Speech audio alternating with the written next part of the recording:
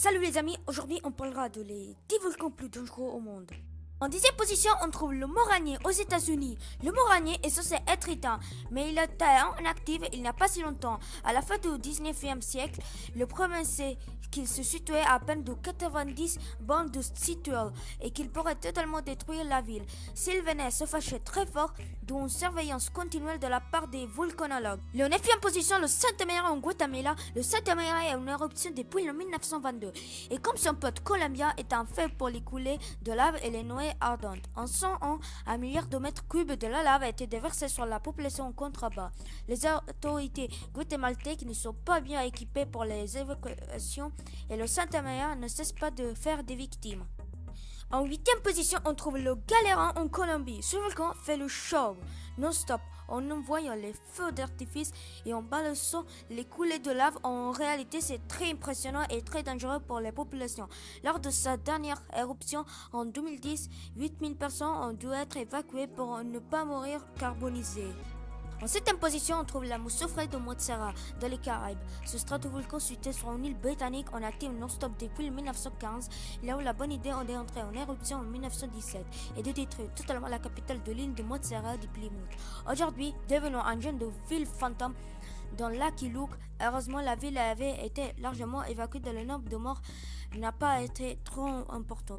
En 6e position, on trouve le caldeirail de Yellowstone aux États-Unis. De le jeune endormi mais terrifiant, le caldeirail de Yellowstone tient le corps endormi depuis 60 000 ans. Suite à une violence éruption qui a provoqué son effondrement, le caldeira risque de se réveiller et tout un instant en plein milieu du parc national. Et plus visible du pays, un séisme a failli provoquer son réveil en 2014 et le volcan est constamment surveillé par les volcanologues car une éruption pouvait être dévastative. En 5e position, on trouve le Nyiragongo en RDS. Dans le vallée du Grand Rift, le Nyiragongo culmine à 3500 mètres d'altitude. Il entre en éruption de 1967, causant la mort des milliers de gens. En 2002, s'entraînant la destruction d'une bonne partie de la ville de Goma, 2 millions d'habitants. Il est très proche des zones d'habitants et menace leurs habitants en continu. En 4e position, on trouve l'Etna en Sicile. L'Etna est un des volcans plus actifs de la planète et en tous les cas le plus actif d'Europe. On commence à le connaître puisque ça fait 500 000 ans qu'il est là. Mais il faut se rendre compte qu'il est en éruption quasiment chaque année depuis 100 ans. Bref, la ville de Catane a ses pieds chauds aux fesses.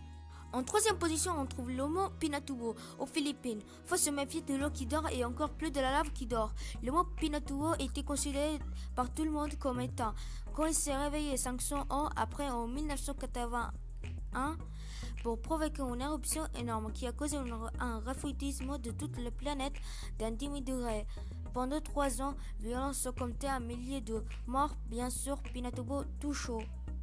En 2e position, le Sinabung en Indonésie.